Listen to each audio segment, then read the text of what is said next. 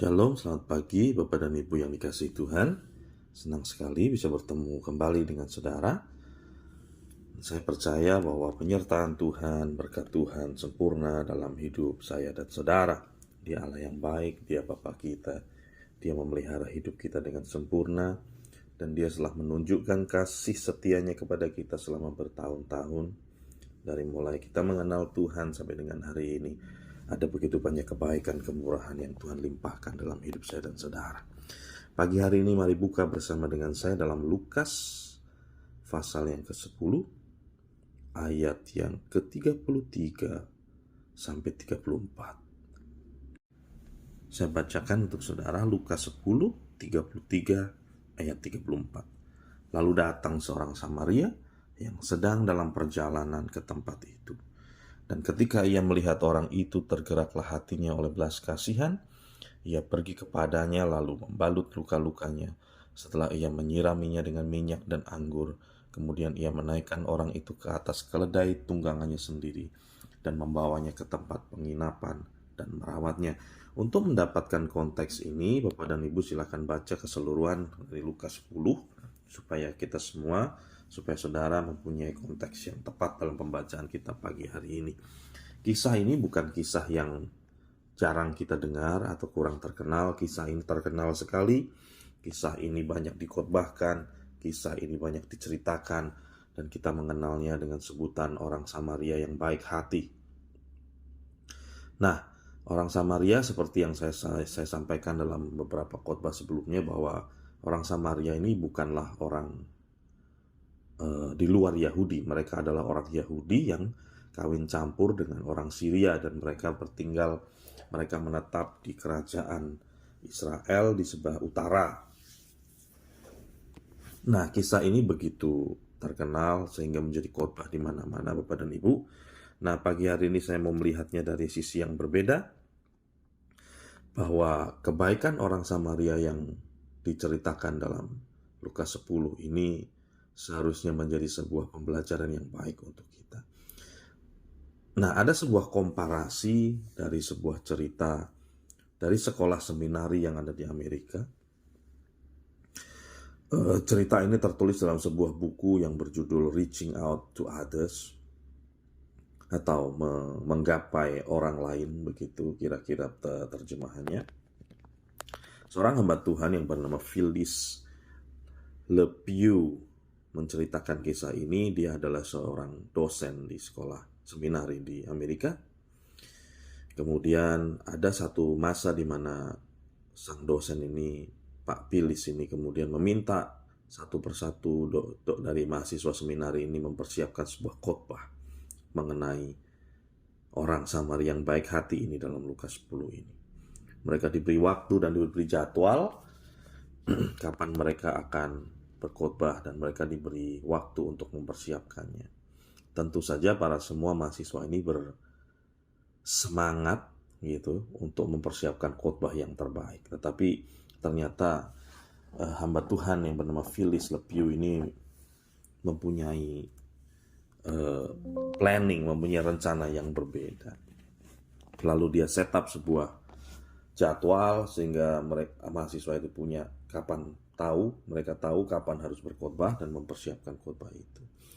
Tetapi yang dirancangkan atau yang direncanakan oleh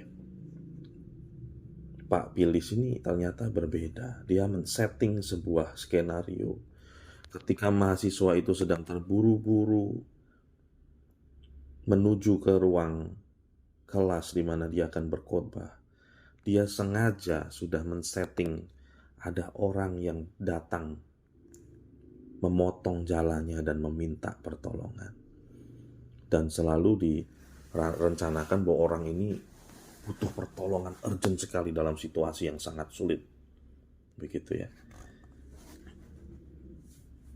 Yang membuat hamba Tuhan ini sedih adalah tidak ada satupun dari mahasiswa itu mau berhenti dan menolong orang tersebut. Mereka semua hanya meninggalkan orang tersebut dan bergegas terus lari ke arah kelasnya sebab takut terlambat. Ini menjadi sebuah pembelajaran bagi kita semua bahwa ternyata kebaikan yang Tuhan tuntut dari hidup kita bukan sesuatu hal yang kosong. Kebaikan yang memang Tuhan minta dari hidup kita untuk diberikan kepada orang lain bukan pula hal yang harus dibalas dengan kebaikan yang lain. Kisah seorang Samaria yang baik hati ini menampar banyak orang, termasuk saya. Seharusnya ada sebuah kebaikan yang kita tampilkan kepada dunia, no matter what, apapun alasannya. Seringkali kebaikan kita bersyarat, kalau orang baik saya akan baik. Yesus sendiri adalah contoh sebuah kebaikan yang sangat tidak tercela. Bahkan di akhir hidupnya di atas kayu salib dia masih sempat berkata, ampunilah mereka sebab mereka tidak tahu apa yang mereka perbuat. Dan ini diucapkan ribuan tahun yang lalu. Mari saudara dan saya renungkan sebentar. Ketika kita dalam kehidupan sosial kita, seseorang bersalah kepada kita, melakukan perbuatan yang tidak menyenangkan bagi kita, yang mungkin dia lakukan tanpa sepengetahuan dan kesadaran dia. Artinya dia tidak tahu sedang bersalah atau merugikan kita.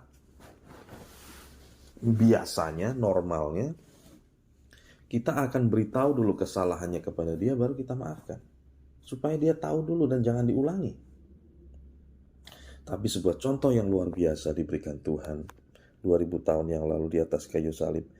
Bahkan ketika orang tidak tahu kesalahannya pun, Tuhan sudah katakan dalam kesakitan di atas kayu salib, ampunilah mereka, sebab mereka tidak tahu apa yang mereka perbuat. Sebuah contoh yang luar biasa. Kebaikan yang kita berikan kepada orang lain, pengampunan yang kita berikan kepada orang lain adalah sebuah cermin di mana orang lain akan melihat Allah dalam hidup kita. 1 Yohanes 4 ayat 7 dan 8. Kalau kita tidak mengasihi, kita tidak mengenal Allah. Dan di bagian 8, di bagian terakhir ayat 8, Allah adalah kasih. Sebuah identitas yang sangat jelas. Dan seharusnya kita pun memiliki identitas itu dalam hidup kita. Kalau kita mengaku bahwa kita ini mengasihi Allah, atau kita ini pengikut Allah, kita pengikut Kristus, kita menyembah Allah yang benar, identitas ini tidak bisa hilang dari hidup kita. Kita mencerminkan kasih Allah. Allah adalah kasih. Biarkan orang lain melihat ada kasih dalam hidup kita, sekalipun situasi kita sulit. Biarkan orang lain melihat ada kasih yang begitu besar dalam hidup kita, sekalipun kita tidak punya cukup kekayaan untuk dibagikan. Sekalipun kita tidak punya cukup harta untuk menolong banyak orang. Atau situasi kita sendiri pun sedang sulit, situasi kita pun tidak sedang baik-baik saja secara financial. Tetapi biarkan orang lain melihat dalam hidup kita ada kebaikan, ada kasih yang begitu besar. Selamat menjalani hari ini.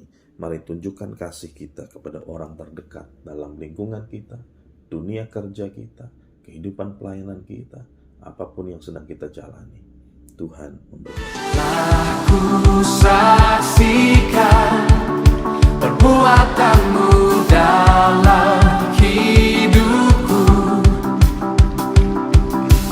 Telah ku buktikan betapa besar